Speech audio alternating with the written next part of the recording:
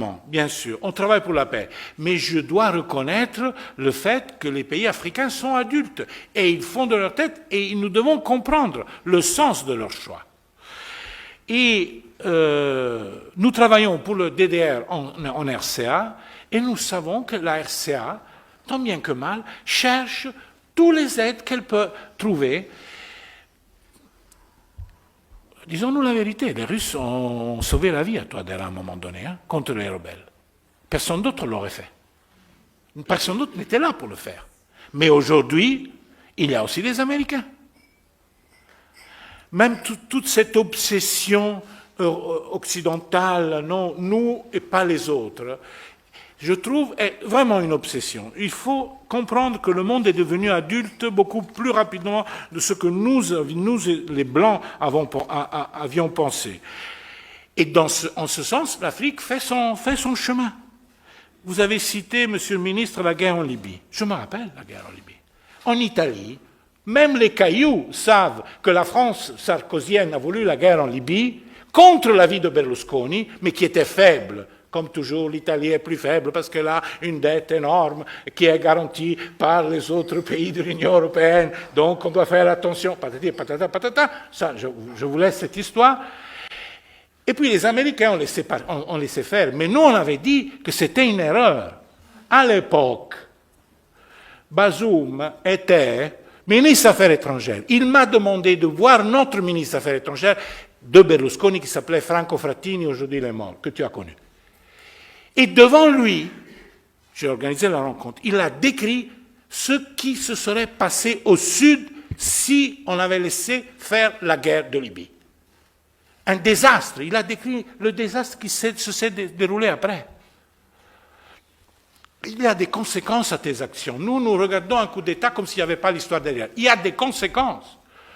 Tout a été disloqué. Cela veut dire que que je suis partisan de Gheddafi, que Sant'Egidio a rencontré Gheddafi à l'époque. Gheddafi avait beaucoup de défauts, bien sûr. Mais ce que nous voyons aujourd'hui est pire de la Libye d'hier. C'est pour dire. Donc ça, c'est le problème. Alors moi, je pense que reprendre, comme a dit le ministre Traoré, l'idée panafricaine avec pragmatisme, c'est une bonne nouvelle, même pour l'Europe. C'est dépasser l'inaccompli d'hier. C'est une bonne nouvelle. Les Européens devraient comprendre cela de façon positive.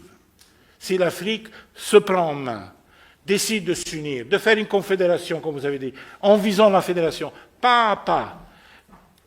Nous, les Européens, nous savons combien c'est difficile de faire une union. C'est très difficile. Et c'est une bonne nouvelle. Et quel est le véritable défi de l'Afrique aujourd'hui? Produire, transformer. Nous, on lit sur la presse, tout l'or de l'Afrique occidentale va aux Émirats, les Émirats sont en train de manipuler l'or qui vient aussi du Kivu, etc. Mais ça, on peut le dire de toutes les matières premières. C'est une vieille histoire que nous connaissons très bien. Nous devons renoncer à quelque chose sur les biens, sur les matières premières agricoles, énergétiques et minéraires, et faire de manière que l'Afrique produise, qu'elle s'industrialise. Et ça, c'est le défi de l'Alliance du Sahel, moi, je pense. Si vous voulez répondre aux besoins des populations, c'est ça, transformer les ressources, au moins en partie, et devenir un acteur dans la globalisation économique.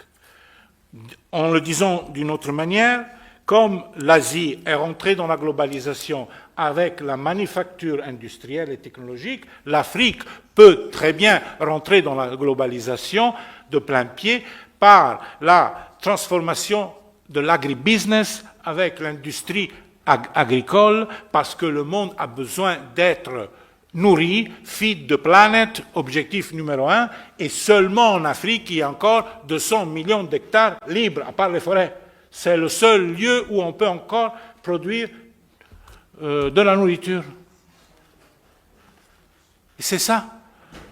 Je ne dis pas seulement ça, mais ça, c'est sûrement une chose importante sur la démocratie. La narration que l'Afrique et le Sahel ont abandonné la démocratie. Je ne crois pas que jusqu'à quel point, il y avait un besoin de sécurité qui n'était pas adressé. Vous avez cité Kidal, mais Kidal, tout a commencé à Kidal.